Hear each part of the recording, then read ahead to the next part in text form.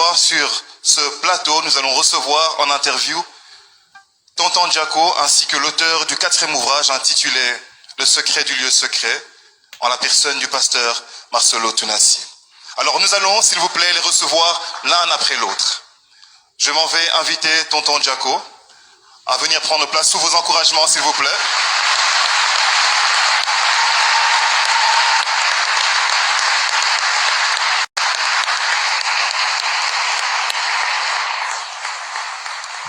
Et maintenant, toujours sans technique, accueillons le pasteur Marcelo Jérémy Tounassi.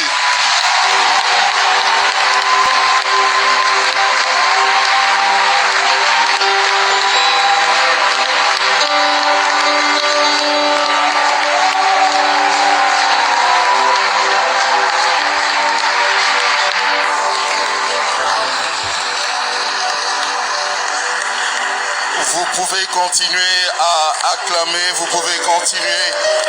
Vous le faites très bien d'ailleurs.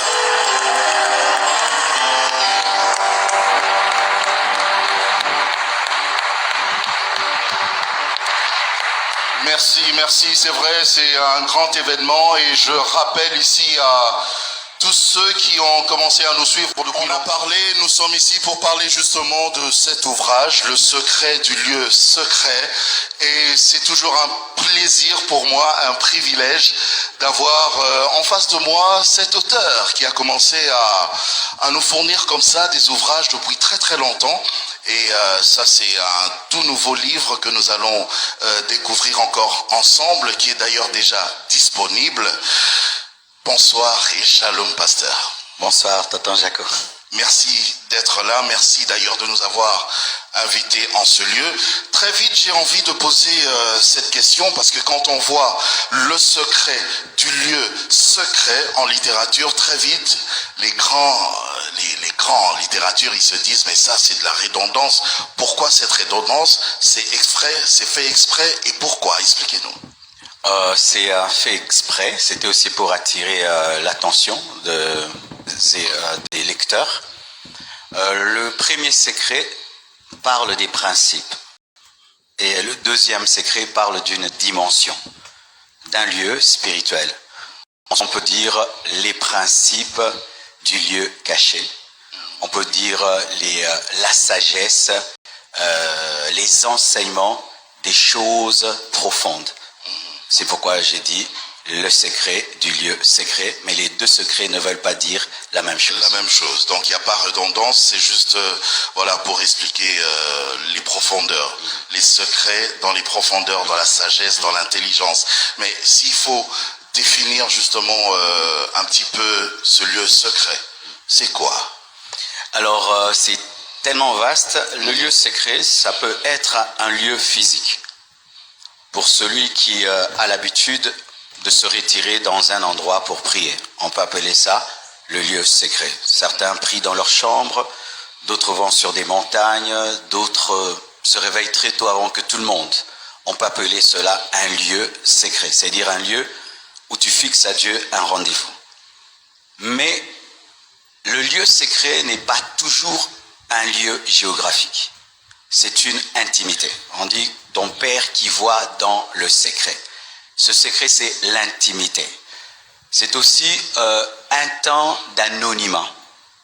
Comme pendant un temps, l'arbre travaille dans la terre de manière anonyme. On ne voit pas, on ne sait pas.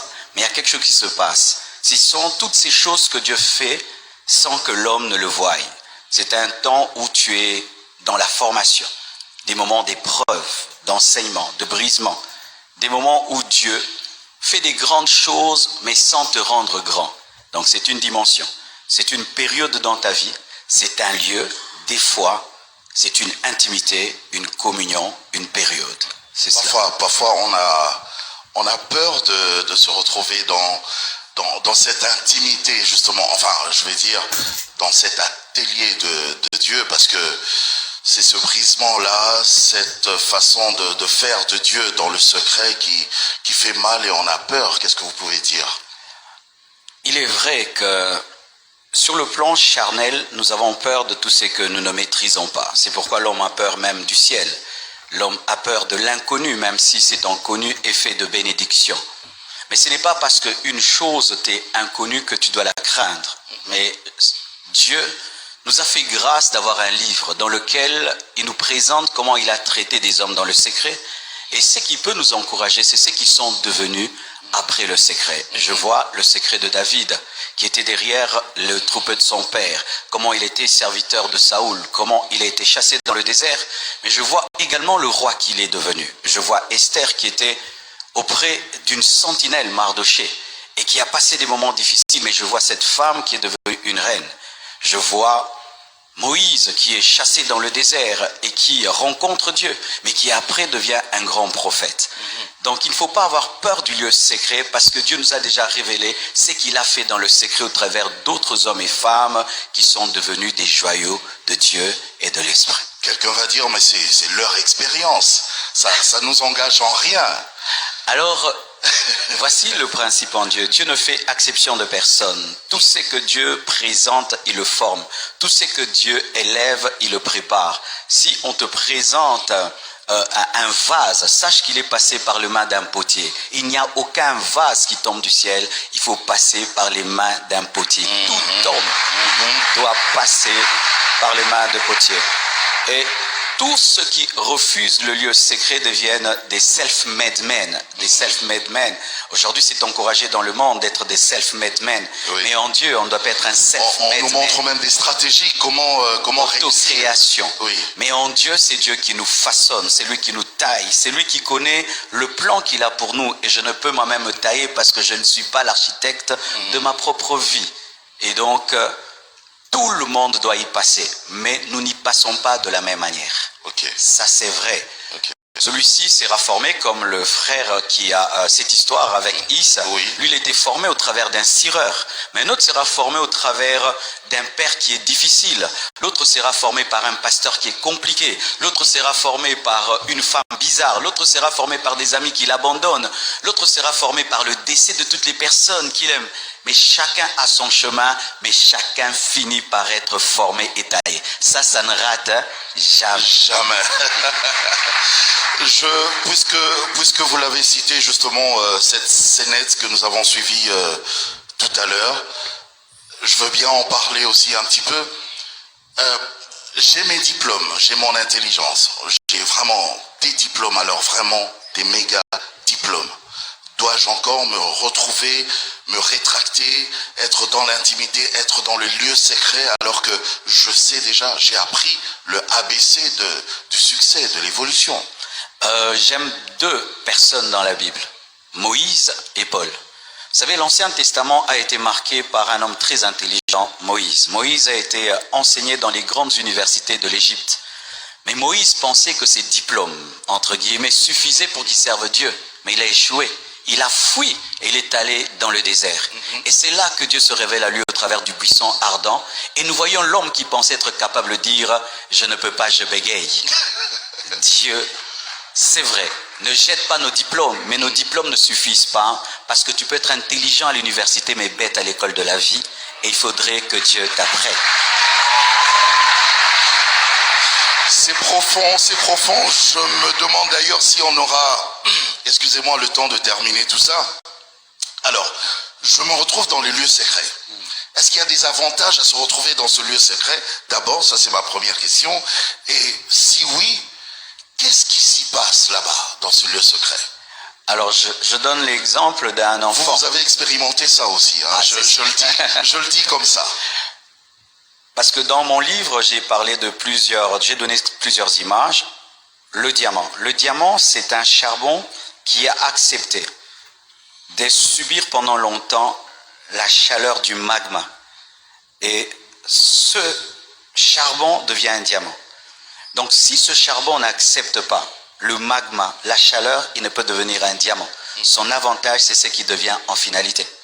Un enfant qui refuse de faire 9 mois dans le ventre de sa mère, qu'est-ce qui va lui arriver? Il va sortir à 5 mois, il sera un prématuré.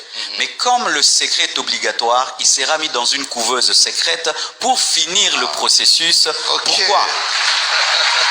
il faudrait... Ok. Le secret nous donne l'humilité pour affronter les microbes. Le secret nous prépare à un ennemi. Lorsque Dieu te forme dans le secret, c'est parce qu'il a vu ton futur, tu auras Goliath. C'est pourquoi dans le secret, il te prépare avec l'ours et avec le lion. Celui qui échoue à l'école du lion et de l'ours va échouer devant Goliath. C'est dans le secret que Dieu te prépare à tes défis publics. Et donc c'est une chose extraordinaire, car c'est une formation et une préparation pour vaincre en public un ennemi public. C'est pendant ce temps que Dieu nous prépare, vraiment. Ouais. Vous avez dit, d'ailleurs, pendant ce temps, il nous dit, cache-toi.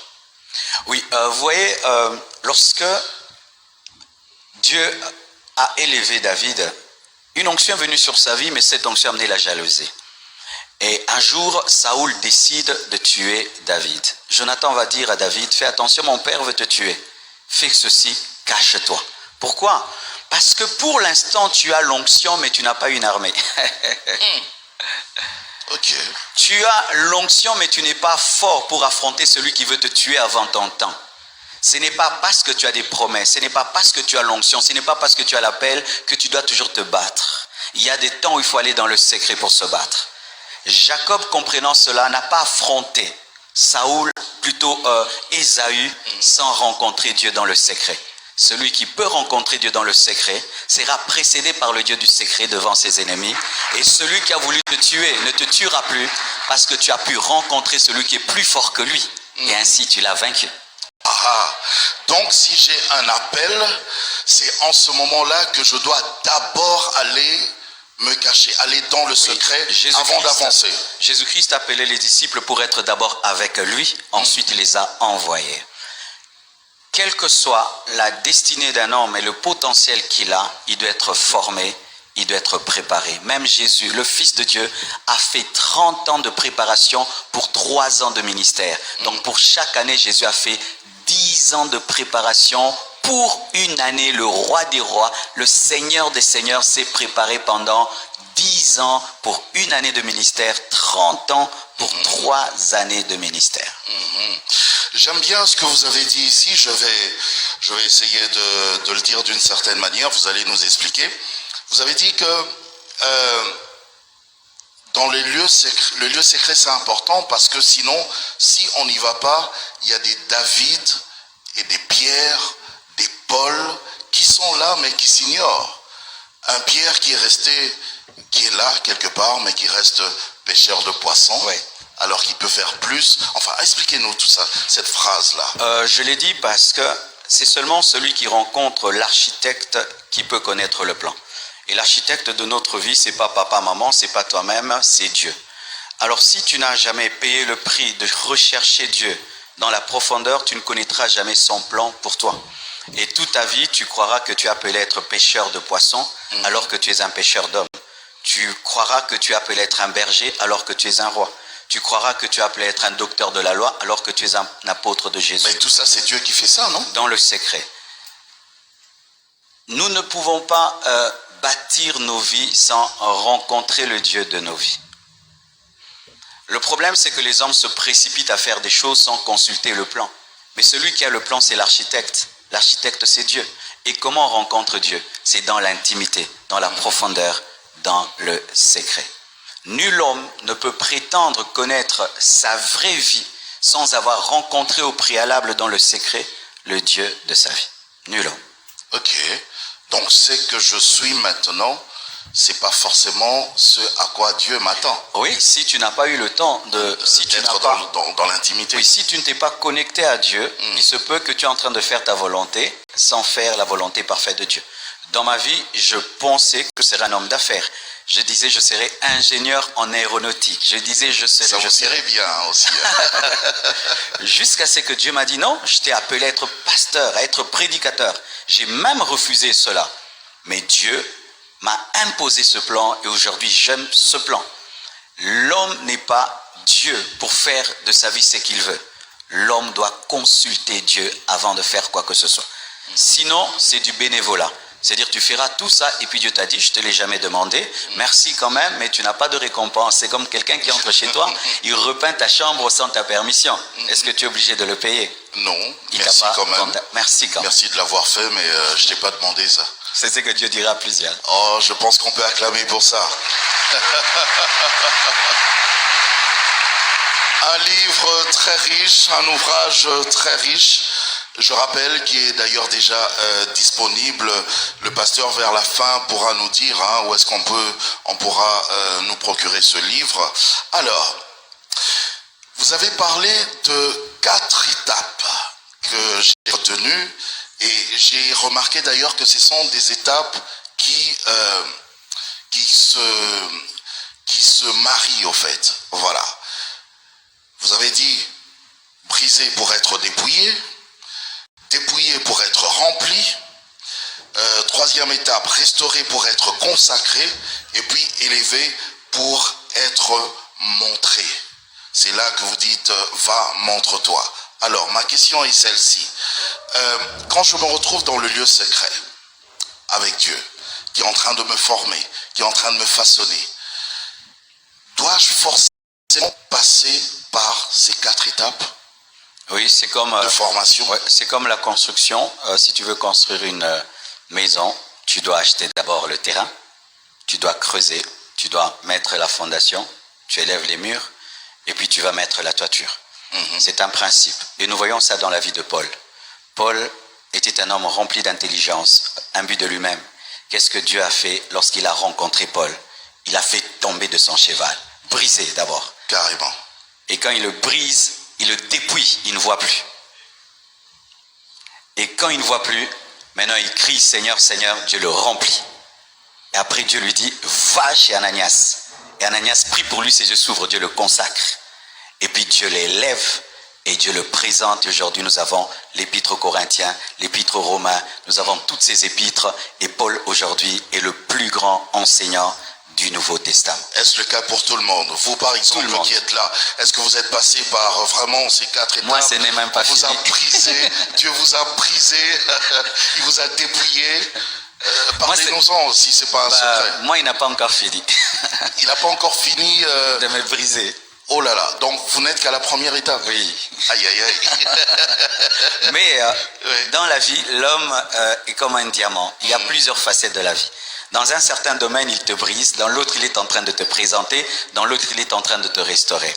Alors je peux dire, financièrement, je suis à telle étape. Spirituellement, à telle autre étape. Côté croissant de l'église, à telle étape. Construction du temple, à telle étape. Mariage, à telle étape. Donc chaque domaine a une étape. Alors parlons du ministère. C'est ce que vous voulez qu'on... D'accord. Moi, vraiment, j'ai connu des choses terribles parce que je suis né dans une bonne famille. Un père qui m'a aidé à avoir des bonnes études. J'ai connu la richesse dans ma vie. Mais quand j'ai répondu à l'appel de Dieu, j'ai connu la pauvreté, au point où j'ai manqué même où dormir, j'ai manqué quoi manger, j'ai manqué des vêtements pour aller prêcher. Vraiment dépouillé. Dépouillé totalement, et Dieu m'interdisait même d'en parler. Oh là là. De ne même pas demander de l'aide. Alors que vous étiez d'une bonne famille. Oui, je pouvais aller voir mon père et dire je souffre, il me dit rentre à la maison, prends ceci, mais Dieu m'a dit tu ne le fais pas. Pourquoi? Parce que si tu triches à l'école de Dieu, tu ne sauras jamais affronter ta destinée, parce que les tricheurs échouent toujours. Je vois. Jésus-Christ a refusé de boire le vinaigre parce que ça allait l'empêcher de sentir toute la douleur. Oui, bien sûr. Et ainsi, Dieu m'avait interdit d'en parler. Cela m'a aidé à faire une chose, à respecter les personnes qui souffrent, les personnes qui traversent des moments difficiles, parce que Dieu m'avait appelé à prêcher la compassion. Et ne peut parler de compassion que celui qui a goûté à la souffrance. C'est pourquoi même Jésus est devenu un homme, afin de comprendre les hommes.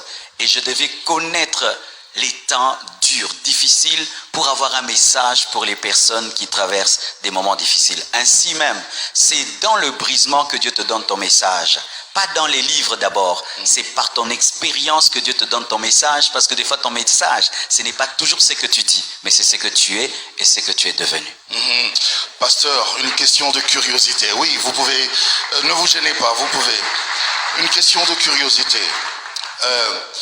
Vous avez grandi dans une bonne famille, c'est Dieu qui vous a béni quand même, on peut dire ça comme ça, parce que c'est lui qui a permis que vous vous retrouviez dans cette famille, grandir, étudier et tout ça dans des très bonnes conditions. Alors, pourquoi maintenant, quand il vous appelle, il doit enlever d'abord tout ce qu'il avait déjà placé pour après vous remplir? C'est ça qu'on n'arrive pas à comprendre. Parce que c'est pourquoi l'école de Dieu est particulière pour chacun. Pour moi, j'avais l'orgueil social. J'étais un chrétien, mais j'avais un orgueil social. Je me trouvais supérieur aux autres. Quand j'étudiais plus que toi, je me trouvais supérieur. Quand je venais d'une bonne famille plus que toi, je me trouvais supérieur, même si j'étais à l'église. Et alors Dieu devait briser cet orgueil social. Ce n'est pas que Dieu avait un problème avec ma famille, mais Dieu avait un problème avec ce que mon rang social m'avait donné. Okay. Ainsi, pour certains, Dieu ne va jamais te demander Isaac, parce que tu l'aimes plus qu'Isaac. Dieu demande Isaac lorsque tu aimes Isaac plus que Dieu. Et moi, mon Isaac, c'était ça. Il fallait que Dieu me le ravisse, ensuite il me l'a redonné. Ok. Oui. Donc quand vous avez compris, Dieu peut maintenant vous redonner. Lorsque vous remplir. Isaac devient ton Dieu, Dieu te le demande et le tue. Mais quand il devient une bénédiction, Dieu te le rend parce qu'il a retrouvé sa place. Oui. Vous parlez du dépouillement et vous parlez en même temps du remplissage. Et j'aime bien cette comparaison que vous faites.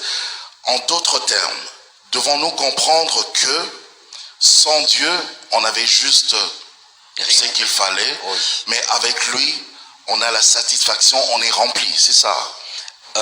La vie est d'abord surnaturelle et spirituelle. Lorsqu'un homme n'a pas Dieu, c'est un homme charnel. Il se bat avec son intelligence, il se bat avec sa force physique, mais avec ça, il ne peut pas affronter les démons. Il ne peut pas affronter le diable, il ne peut pas affronter le péché. Alors qu'est-ce que Dieu fait? Dieu t'affaiblit intellectuellement, psychiquement et physiquement pour que tu cries à lui. Enfin qu'il te donne la puissance spirituelle qui donnera la force à ta puissance intellectuelle. Okay. Ainsi, lorsque Moïse est allé auprès de Dieu, Dieu l'a dépouillé de son assurance et cet homme a commencé à trembler. Et ensuite, il a utilisé cette connaissance parce que c'est lui qui a écrit le Pentateuque.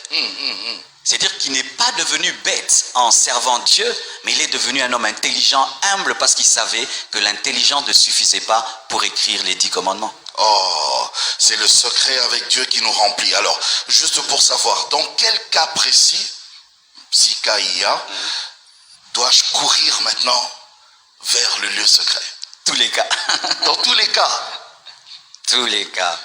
Moi, tous les jours, chaque matin, je dois aller dans mon lieu secret. Je dois quitter mon lit, quitter ma femme, aller me retirer devant Dieu, même pour affronter une journée.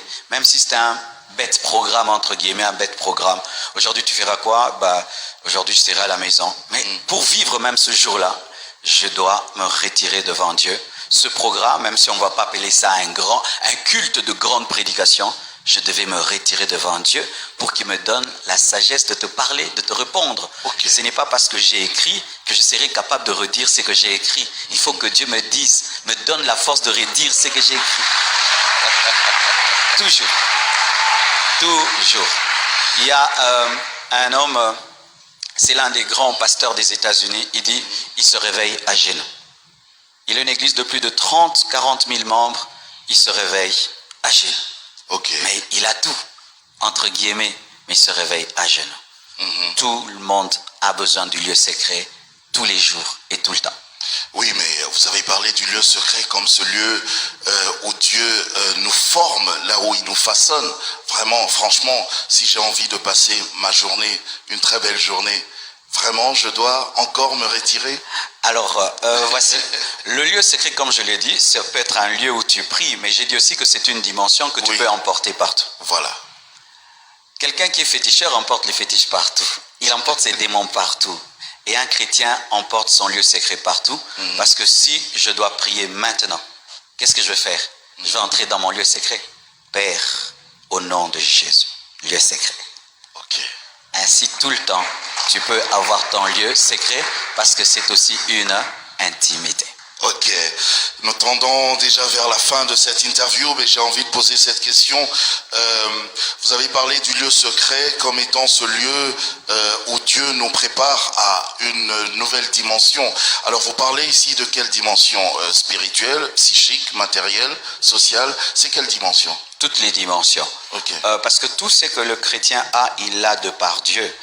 Et je ne peux pas m'approcher de Dieu seulement pour ma dimension spirituelle et ne pas le faire pour ma dimension sociale. Tout ce que nous avons, que ce soit matériel, financier, spirituel, pour toute chose, lorsque tu veux parvenir à une nouvelle dimension, il faut Dieu. Vous voyez toujours le théâtre. Ce n'est pas un pasteur, ce n'est pas un prédicateur. On nous a parlé d'un homme d'affaires, mais qui dans le secret a appris à devenir riche, mais dans l'humilité. Oui. Dans tous les domaines, même étant étudiant, Dieu peut t'apprendre à étudier et à devenir un grand professeur rempli de l'esprit pour tous les domaines. Tous les domaines, c'est noté.